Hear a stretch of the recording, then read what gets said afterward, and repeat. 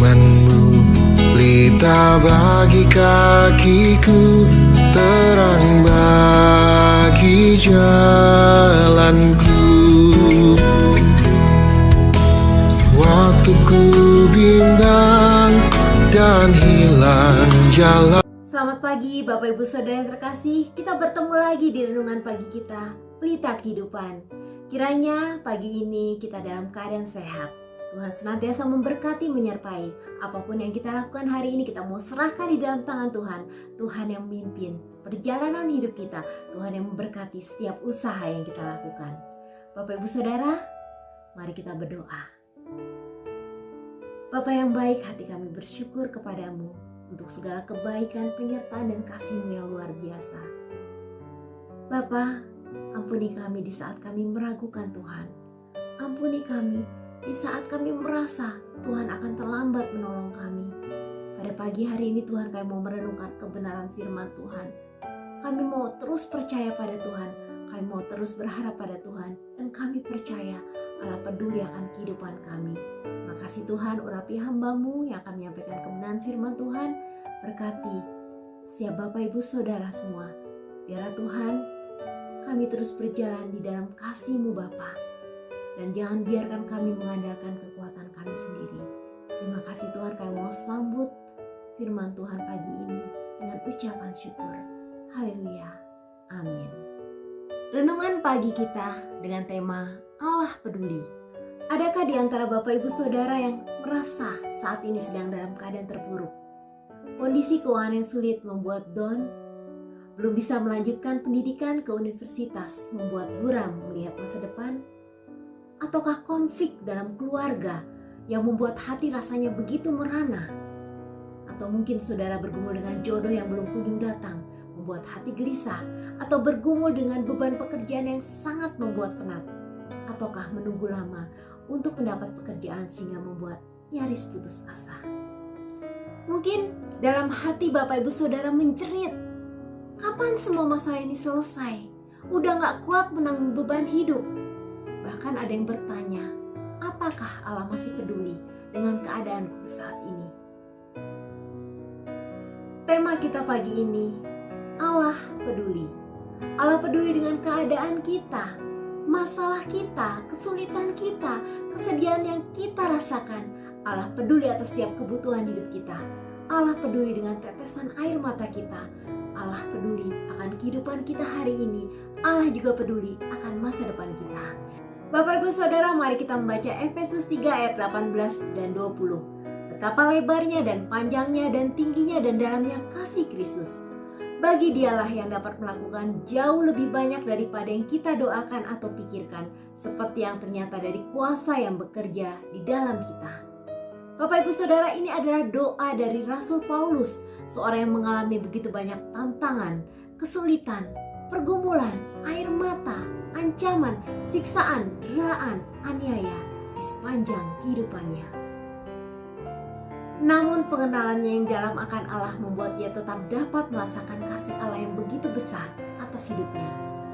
Ia tidak melihat persoalan hidupnya lebih besar dari Allah, sehingga masalah hidupnya tidak dapat menenggelamkan imannya, tidak memupuskan harapannya, tidak membuat semangat hidupnya menjadi padam, dan tidak mematikan kehidupan rohaninya, serta tidak menghentikan pelayanan-pelayanannya. Ini pun tidak membuat mulutnya bungkam untuk memberitakan firman Tuhan, tidak membuatnya berhenti untuk berdoa dan berharap kepada Tuhan. Rasul Paulus mengungkapkan iman yang luar biasa. Dia berkata, betapa lebarnya dan panjangnya dan tingginya dan dalamnya kasih Kristus. Bapak Ibu dan Saudara yang terkasih, yang membuat kita menjadi lemah dan semakin terpuruk oleh keadaan adalah karena kita melihat masalah kita lebih besar dari samudra. Kita merasa sepanjang jalan kehidupan kita hanya diwarnai kesedihan, kesusahan, kemelut, dan derita yang tiada akhir. Kita merasa terlalu tinggi untuk dapat melampaui persoalan yang sedang kita hadapi. Kita merasa dalamnya kesedihan ini sangat sulit terselami, seakan Allah tidak peduli. Pagi ini kita mau belajar dari kehidupan tokoh Alkitab yang bernama Rasul Paulus. Ia yakin dalam keadaan apapun, Allah selalu peduli akan kehidupannya. Tantangan hidup yang dihadapi Rasul Paulus sangat berat. Dia mengungkapkannya di dalam 2 Korintus 11 ayat 23 sampai 27. Aku lebih banyak berjerih lelah, lebih sering di dalam penjara, didera di luar batas, kerap kali dalam bahaya maut. 5 kali aku disesah orang Yahudi, setiap kali 40 kurang 1 pukulan. 3 kali aku didera, 1 kali aku dilempari dengan batu, 3 kali mengalami karam kapal, sehari semalam aku terkatung-katung di tengah laut. Dalam perjalananku aku sering diancam bahaya banjir dan bahaya penyamun. Bahaya dari pihak orang-orang Yahudi dan dari pihak-pihak orang-orang bukan Yahudi.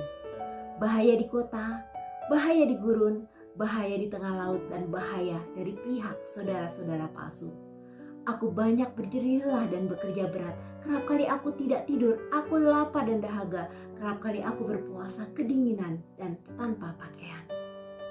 Bapak Ibu Saudara, rasanya sangat lengkap penderitaan Rasul Paulus. Namun Rasul Paulus bisa memenangkan pertandingan iman. Yang pertama, hidupnya bergantung penuh pada Tuhan.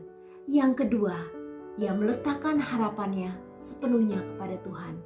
Yang ketiga, ia mengandalkan kekuatan Tuhan untuk melewati setiap badai dalam kehidupannya. Yang keempat, fokus pandangannya hanya tertuju kepada Tuhan. Yang kelima, hati dan hidupnya dipersembahkan bagi kemuliaan Tuhan. Rasul Paulus berkata dalam Efesus 3 ayat 20, bagi dialah yang dapat melakukan jauh lebih banyak daripada yang kita doakan atau pikirkan, seperti yang ternyata dari kuasa yang bekerja di dalam kita. Bapak Ibu Saudara, perkataan Rasul Paulus pagi ini mau meneguhkan kita. Jangan menyerah, jangan takut, jangan bimbang, jangan gentar. Persoalan boleh hadir dalam kehidupan kita, bahkan kita tidak dapat menghindarinya. Namun kembali kita diingatkan untuk tetap percaya dan berharap kepada Tuhan. Karena Tuhan melakukan jauh lebih banyak daripada apa yang kita doakan. Artinya, jangan pernah berhenti berdoa. Doa yang kita panjatkan kepada Tuhan tidak akan menjadi sia-sia. Bahwa setiap kesedihan, tangisan, pergumulan, kesusahan, masalah hidup, beban hidup, apapun yang kita rasakan, curahkan isi hati kita di hadapan Tuhan. Nantikan Tuhan akan menjawab doa-doa kita. Bahkan Tuhan akan melakukan jauh lebih banyak daripada yang kita doakan. 1 Tesalonika 5 ayat 17 mengingatkan kita, tetaplah berdoa. Berdoa surut dengan kehendak Tuhan, bukan ngotot memaksakan keinginan kita. Matius 26 ayat 39, maka ia maju sedikit lalu sujud dan berdoa katanya, ya Bapakku, jikalau sekiranya mungkin biarlah cawan ini lalu daripadaku, tapi janganlah seperti yang kukehendaki, melainkan seperti yang Engkau kehendaki. Bapak Ibu Saudara, kita juga harus tetap berjaga-jaga dan berdoa. Matius 26 ayat 1 mengingatkan kita, berjaga-jagalah dan berdoalah supaya kamu jangan jatuh ke dalam pencobaan. Roh memang penurut tetapi daging lemah. Kecenderungan kita saat dilanda masalah, kita justru menjauh dari Tuhan, kita enggan berdoa, fokus kita hanya pada masalah yang sedang kita hadapi. Kita lebih senang cari pelarian yang negatif ketimbang duduk diam dan merenungkan firman Tuhan. Malah kita memilih sikap untuk berkonfrontasi dengan Tuhan. Kita protes sama Tuhan, kita marah sama Tuhan, dan kita kecewa sama Tuhan. Kita tidak menyadari iblis sedang masuk lewat celah-celah itu untuk membuat kita semakin terpuruk dan iman kita menjadi goyah. Sehingga kita tidak percaya bahwa Allah sangat mengasihi kita dan Allah sangat peduli akan kehidupan kita. Berjaga-jagalah dan berdoalah supaya kita jangan jatuh dalam pencobaan. Jangan biarkan masalah yang sedang kita hadapi menjadi pintu masuk buat iblis menghancurkan hidup kita, menghancurkan harapan kita kepada Tuhan, membuat kita jatuh dalam pencobaan. Hal yang kedua, Tuhan dapat melakukan jauh lebih banyak daripada yang kita pikirkan. Kecenderungan kita sebagai manusia ketika menghadapi masalah, kita memutar otak sedemikian rupa untuk mencari jalan keluar, jalan pintas agar masalah cepat selesai. Kita juga mengandalkan pengalaman kita yang hebat untuk menyelesaikan masalah yang ada sebagai solusi yang terbaik dan teruji menurut kita. Atau kita coba memikirkan alternatif lain dengan mencari orang-orang yang dapat kita andalkan untuk menyelesaikan masalah kita. Melalui berbagai pergumulan dalam hidup kami, saya diingatkan Tuhan, awali langkahmu Lin untuk selalu datang kepada Tuhan. Jangan pernah andalkan kekuatanmu, jangan andalkan pemikiranmu yang penuh keterbatasan. Mazmur 37 ayat 34, nantikanlah Tuhan dan tetap ikutilah jalannya. Tuhan mau kita mengikuti arahan Tuhan untuk menyelesaikan setiap masalah kita. Roma 11 ayat 33, oh alangkah dalamnya kekayaan, hikmat dan pengetahuan Allah. Sungguh tak terselidiki keputusan-keputusannya dan sungguh tak terselami jalan-jalannya. Allah peduli atas masalah saya dan saudara. Di suatu malam dan berjalan pulang dari tempat pelayanan, kami mampir di sebuah tempat sederhana di pinggir jalan Jatinangor untuk membeli makanan. Karena kami sudah sangat lapar dan waktu sudah menunjukkan pukul 10 malam. Saya beli makanan di tempat itu, tapi suami dan anak-anak saya minta di kedai sebelahnya. Setelah makan, kami melanjutkan perjalanan pulang dan tiba di rumah jam setengah 12 malam. Sekitar jam 1 pagi tiba-tiba perut saya sangat sakit dan rasanya mual. Saya muntah dan keluar darah, saya keringat dingin. Saya langsung WA dokter Lucy, adik saya ini katakan, langsung ke rumah sakit aja kak. Rasa sakit di perut saya semakin menjadi-jadi. Jam 2 pagi saya dibawa ke rumah sakit Santo Yusuf. Namun dalam perjalanan saya kepikiran, saldo di bank hanya tinggal 50.000, uang cash hanya sisa 45.000, sisa uang makan tadi. Bagaimana bayar rumah sakit? Waktu itu kami belum punya BPJS. Saya mau diskusi sama suami tapi saya nggak sanggup karena saya sedang nahan sakit. Pikiran saya berkecamuk. Mungkin saat itu suami saya juga sedang memikirkan hal yang sama. Sampai di UGD saya ditangani dokter. Sebelum suster menyuntikkan jarum infus, saya bilang, tolong yang generik saja. Infus sudah terpasang, ada obat-obatan yang harus disuntikan kembali, dan saya juga harus melakukan pemeriksaan darah. Wah, benar-benar bergejolak, bukan hanya perut saya, tapi hati saya. Ini habis biaya berapa? Bagaimana bayarnya? Saya lihat suami saya berdoa di samping tempat tidur saya. Saya hanya menyanyi dalam hati. Allah mengerti, Allah peduli segala persoalan yang kita hadapi. Takkan pernah dibiarkannya. Ku bergumul sendiri sebab Allah mengerti. Setelah sakit saya mulai reda, suster bilang ke suami, silakan urus administrasinya pak. Setelah itu boleh pulang. Bapak ibu, jantung saya berdebar, bukan perut saya lagi yang bergelora. Sekitar 20 menit kemudian, suami datang dan bilang, ayo kita pulang. Saya bengong dan saya mikir, suami saya taruh jaminan apa? Saya tanya, beneran? Udah bayar? Bayarnya pakai apa? Suami bilang, pertolongan Tuhan selalu datang tepat pada waktunya, gak pernah terlambat. Gimana caranya? Ternyata Lucy dan Bang Renol Tuhan pakai menjadi sawan berkat. Saya langsung lihat dinding rumah sakit menunjukkan pukul 5 pagi. Harusnya mereka masih tidur, tapi cara Tuhan sangat ajaib. Ada kalanya Tuhan izinkan kita mengalami pergumulan agar kita semakin memahami kebaikan dan cara-cara ajaib yang Tuhan lakukan dalam hidup kita yang sama sekali tidak terfikirkan dan tidak terselami oleh pikiran kita. Allah peduli akan hidup saya, Allah peduli akan hidup Bapak Ibu Saudara sekalian. Tuhan Yesus memberkati. Mari kita satu dalam doa. Bapa, terima kasih untuk kebenaran firman Tuhan yang terus meneguhkan kami. Terima kasih Tuhan, betapa Engkau Allah yang peduli terhadap kami. Kau peduli dengan segala kebutuhan kami, Kau peduli tentang apapun kehidupan kami. Bapa yang baik, kami bersyukur Bapa memiliki Allah yang hebat, memiliki Bapa yang baik, Bapa yang tidak pernah membiarkan dan meninggalkan kami. Bapa, pada pagi hari ini kami menyerahkan kualitas hidup kami. Bapa, setiap masalah kami mau taruh di dalam tangan Tuhan. Setiap apapun persoalan keluarga, persoalan ekonomi, persoalan teman hidup, persoalan pekerjaan, dan segala persoalan, kami percaya Allah sedang bekerja di dalam kehidupan kami dengan luar biasa. Kau turut bekerja untuk mendatangkan kebaikan bagi kami. Terima kasih Tuhan, terus kuatkan dan teguhkan hati kami, dan ajar kami untuk tetap memandang padamu Bapa, dan janji firman Tuhan menguatkan dalam kehidupan kami. Terima kasih banyak Bapa. Kami bersyukur dan hari ini kami mau melangkah dengan optimis karena kami tahu dalam segala hal Allah peduli atas hidup kami. Dalam nama Tuhan Yesus kami berdoa. Haleluya. Amin.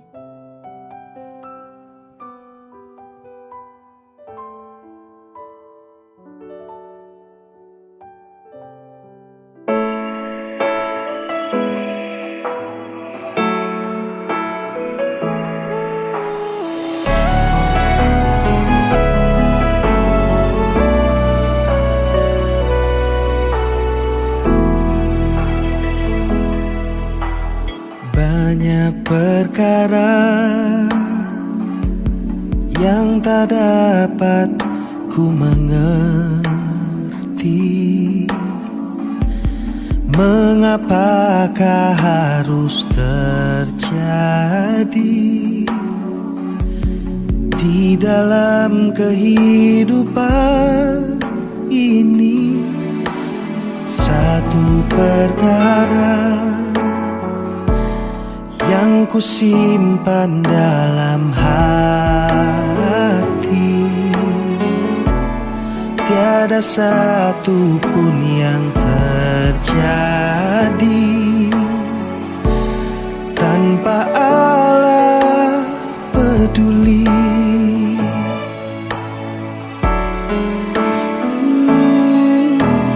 Allah mengerti, Allah peduli segala persoalan yang kita hadapi. Takkan pernah dibiarkannya ku bergumul sendiri, sebab Allah mengerti.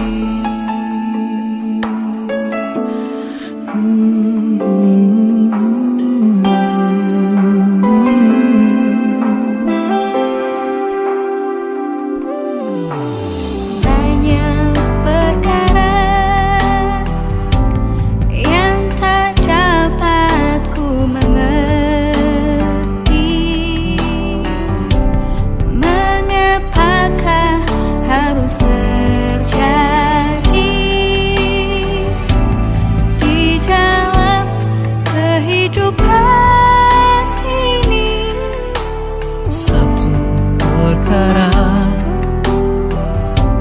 yang ku simpan dalam hati,